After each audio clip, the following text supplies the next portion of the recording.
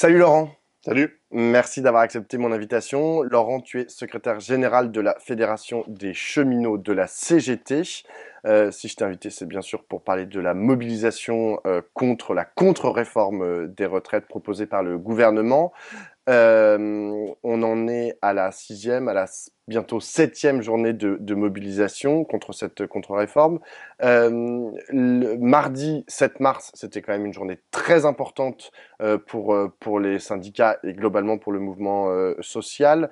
Chez les cheminots, vous avez annoncé 50% de grévistes. Est-ce que tu es satisfait de ce chiffre? Est-ce que tu penses que cette mobilisation de grévistes dans la grève peut encore s'amplifier? Est-ce que vous avez atteint un espèce de plafond et t'en es satisfait et il faut que vous gardiez 50% pour les autres journées de mobilisation? Comment voilà, tu te situes par rapport à ça?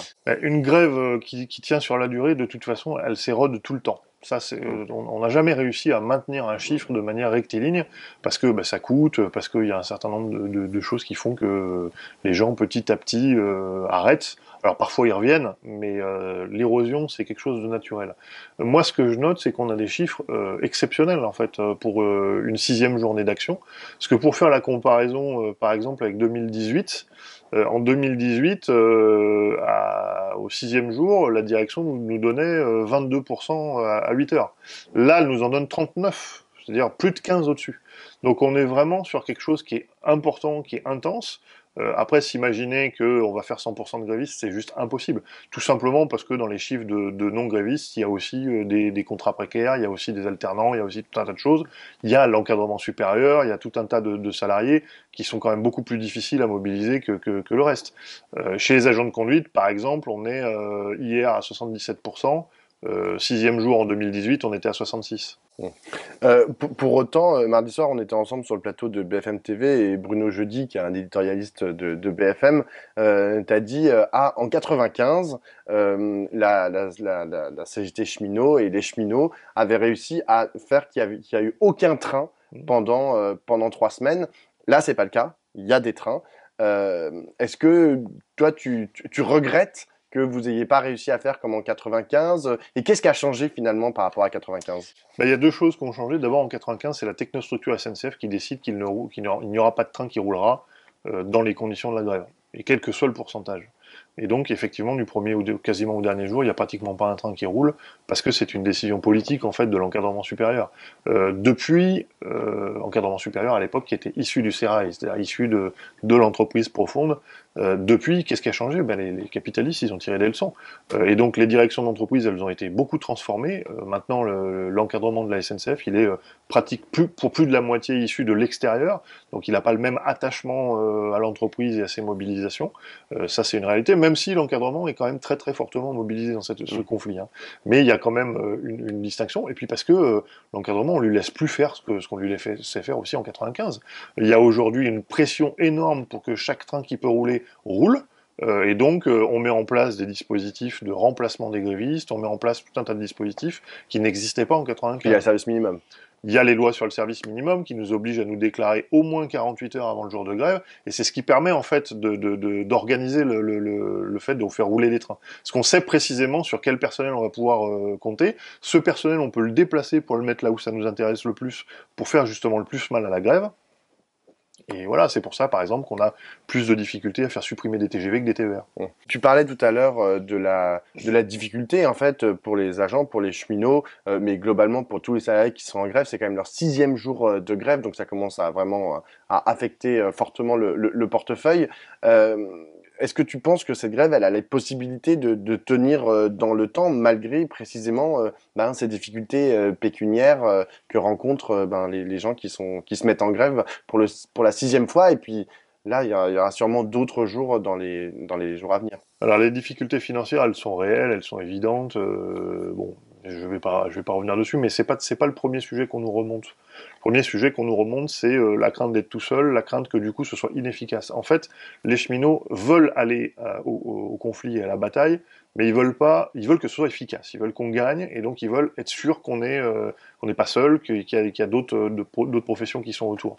Et puis ensuite, nous, ce qu'on a posé aussi dans l'AG des secrétaires de syndicats qu'on a fait le 2 mars, C'est de dire qu'on est dans le cadre d'un mouvement interprofessionnel, et depuis une quinzaine d'années, on a reculé sur une chose, c'est que quand l'employeur ou quand le gouvernement est responsable d'un conflit, avant on disait tout le temps, puisqu'il est responsable du conflit, c'est à lui de le payer.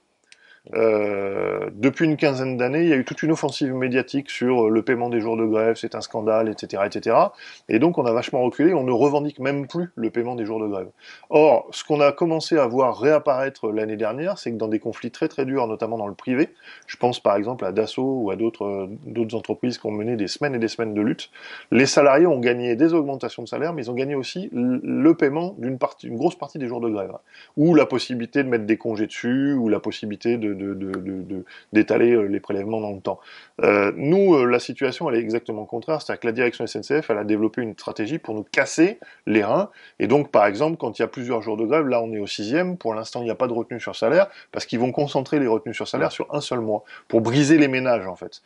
Et donc, on a reculé là-dessus. Ce qu'on a aussi remis sur la table, c'est que si on gagne sur les retraites, on va reposer cette question. Si c'est le gouvernement qui est responsable de ces grèves, partout, dans toutes les entreprises, et donc, comme dans toutes les entreprises, il faut parler étalement des prélèvements de la grève, il faut parler paiement des jours de grève, il faut parler possibilité de mettre des congés, etc., etc. Alors là, on a parlé de la grève, mais il y a d'autres façons en fait de se mobiliser contre la réforme. Il y a notamment ces grandes manifestations. Mmh. Là, l'intersyndicale a annoncé mardi soir qu'il y aurait une grande journée de mobilisation samedi 11. Donc là, on imagine que c'est moins la grève que la masse de gens dans la rue qui est recherchée. Est-ce que toi, tu penses que ça, c'est aussi susceptible de faire bouger le gouvernement? Est-ce qu'il faut mettre ses efforts plutôt sur le nombre de gens dans la rue ou plutôt sur la grève? Ou les deux, mon capitaine? Ouais, je pense que les deux sont importants. En fait, ce qui est étonnant dans ce conflit aussi, c'est que les mobilisations du samedi, elles sont aussi importantes que les mobilisations en semaine.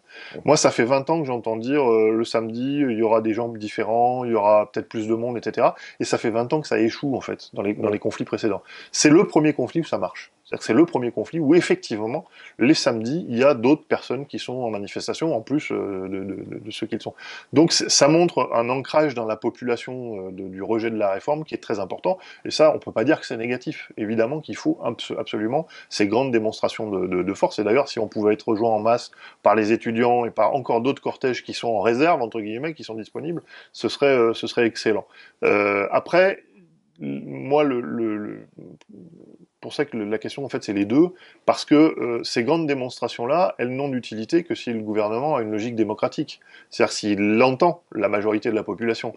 Or, le gouvernement, on voit bien que il fait toutes les démonstrations pour montrer qu'il se fout complètement des arguments, il se fout complètement du bon sens, il se fout complètement du nombre et de la quantité de Français qui sont en désaccord. Sinon, ça fait longtemps qu'il aurait cédé. Et donc, quand le gouvernement se fout de la logique démocratique, il n'y a plus qu'une question, c'est le rapport de force. Et le rapport de force, ça ne passe pas par les manifs. Le rapport de force, ça passe par toucher l'économie, diminuer les profits des entreprises, de manière à ce que l'ensemble du patronat se mette à dire non mais là, c'est plus jouable, la réforme est en train de nous coûter plus cher que ce qu'elle nous rapporte, et donc vous devez arrêter parce que le pays, ça va pas, nos entreprises, ça va pas. Et Donc donc le salut passe par le patronat. ah bah le salut, de toute façon, comme toujours, cette réforme, elle est faite pour le patronat. Elle est faite pour diminuer les cotisations sociales, pour diminuer le salaire et augmenter l'exploitation du travail. Donc forcément, elle est faite pour le patronat. Si le patronat dit, bah finalement, on n'en veut plus parce que à tout compter, ça nous arrange pas bien parce que ça met plus de conflictualité qu'autre chose, et ben en fait, le gouvernement reculera, c'est sûr. L'intersyndicale, mardi soir, a annoncé aussi qu'ils allaient écrire une lettre, d'ailleurs ils l'ont écrite, ça y est, leur lettre adressée à Emmanuel Macron pour être rencontrée par Emmanuel Macron. Tu disais tout à l'heure que tu avais l'impression que le gouvernement n'avait rien affiche du mouvement social. Est-ce que Emmanuel Macron, tu penses qu'il serait susceptible de, je sais pas, ouvrir la porte, dire ok, on va vous rencontrer, et à quoi ça pourrait servir en fait? Bah, je ne crois pas beaucoup qu'Emmanuel Macron soit touché par la grâce en rencontrant les organisations syndicales. Par contre, ça a un mérite quand même, c'est que c'est lui que ça met en première ligne. C'est fini les fusibles, les ministres qu'on crame puis qui pètent un câble à l'Assemblée, les premières ministres qu'on garde en réserve pour monter au créneau quand il faut, et puis nous on reste tranquille derrière. Non, là, lui, c'est lui qui va être obligé de se positionner en première ligne. Donc ça, c'est plutôt positif. Après, qu'est-ce qu'il en ressortira? Aucune idée. De toute façon, si on n'a pas de rapport de force derrière, toutes les rencontres ne servent pas à grand-chose. J'ai une Une avant-dernière question, qui n'a pas totalement de rapport avec la grève, quoique, enfin, parce que le gouvernement là, lance plusieurs contre-feux, c'est-à-dire qu'ils avancent sur la question du papillomavirus, ils Mm. vont, comment dire, rembourser les protections menstruelles pour les femmes en dessous de 25 ans. Et Elisabeth Borne, la semaine dernière, a annoncé un plan de 100 milliards, il y a 10 jours, a annoncé un plan de 100 milliards d'euros pour le rail dit de proximité. Bon, est-ce que j'ai vu que ça avait été accueilli plutôt favorablement, notamment par les associations écologistes.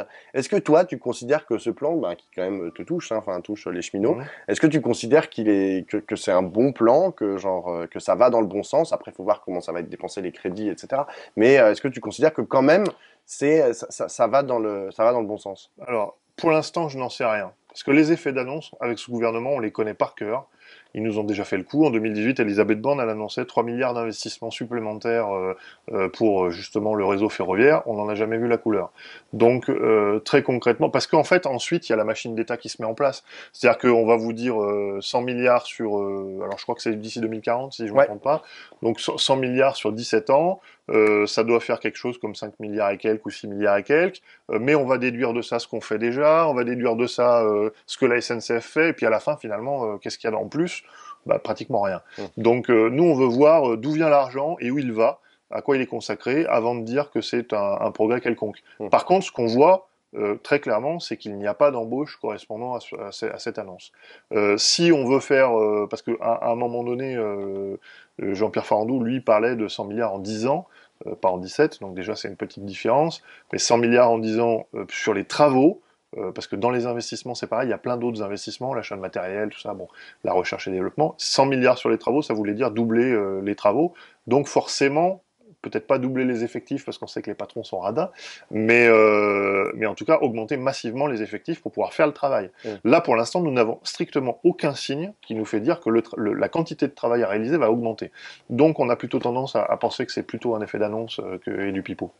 J'ai une dernière question, Laurent. Dans 2 semaines, un peu plus de 2 semaines, la CGT va entrer en congrès. C'est la semaine du 27 mars.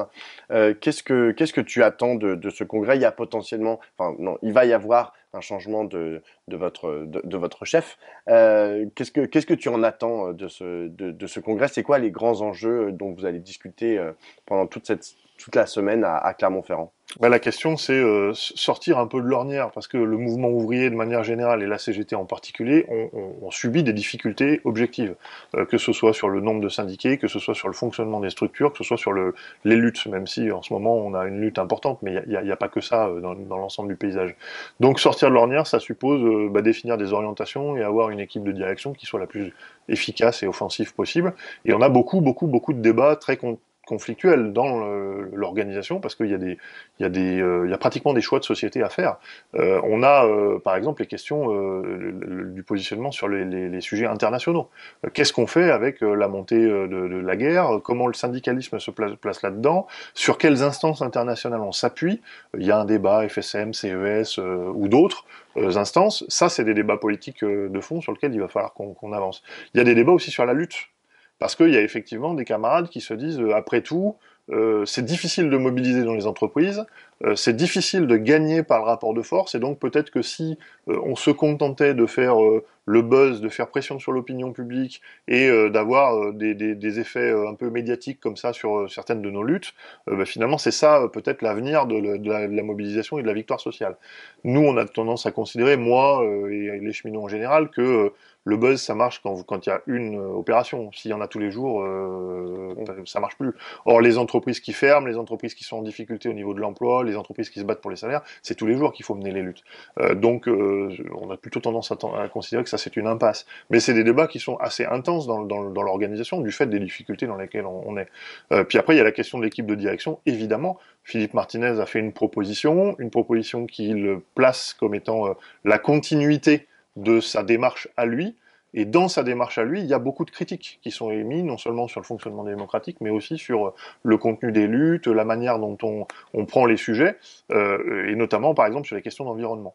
Sur les questions d'environnement, on a sauté directement sur la case partenariat externe, sans lancer de vrai travail interne dans la CGT sur les solutions environnementales. Or, nous considérons que... Tu parles de plus jamais ça. Plus jamais ça. Ouais, plus jamais Enfin, ça, la façon dont c'est l'élément Martinez principal. a organisé, a participé à cette... Voilà, c'est-à-dire qu'une une coalition externe. Nous considérons que le travail qui produit les richesses, il produit aussi les désagréments pour l'environnement, parce qu'il modifie l'environnement. On utilise les métaux, on émet des gaz à effet de serre, on occupe de l'espace, on artificialise des sols, etc. Si on part du principe que les meilleurs experts du travail, c'est les salariés, alors les meilleurs experts de faire un travail qui soit plus respectueux de l'environnement, c'est aussi les salariés. Et donc nous considérons qu'il fallait pas commencer par l'étape partenariat extérieur, qu'il fallait commencer par la mobilisation des organisations CGT. Et construire un plan syndical en fait pour l'environnement, et que partant de là, en étant sûr de ce que nous on propose et en étant original sur ce qu'on propose, on pouvait ensuite aller construire tout type de partenariat ponctuel ou plus pérenne à l'externe. Ce n'est pas le choix qui a été fait, et malheureusement, ça nous met dans des situations de faiblesse et de contradiction, parce que, avec nos partenaires extérieurs, on va avoir des débats sur le nucléaire, on va avoir des débats sur l'industrie, on va avoir des débats sur tout un tas de choses que nous n'avons pas, nous, tranchées. Est-il possible de concilier production industrielle intensive, grand nombre d'emplois dans l'industrie, et en même temps préservation de l'environnement? Certains disent non, donc ils défendent plutôt des logiques décroissantes ou des logiques de réduction de consommation. Moi, j'aurais tendance à dire oui, mais pour l'instant, on ne l'a pas travaillé. Et donc, c'est ça qui fait débat. Et donc, la continuité de la méthode de Philippe Martinez, on n'est pas super volontariste. On préférerait justement reposer un certain nombre de sujets, le fonctionnement démocratique, la manière dont on traite les sujets, le rapport de force, les questions internationales et tout ça. Bien, le prochain congrès, j'espère, sera l'occasion de mettre ces sujets-là sur la table. Tout à fait. Merci beaucoup, Laurent. Merci.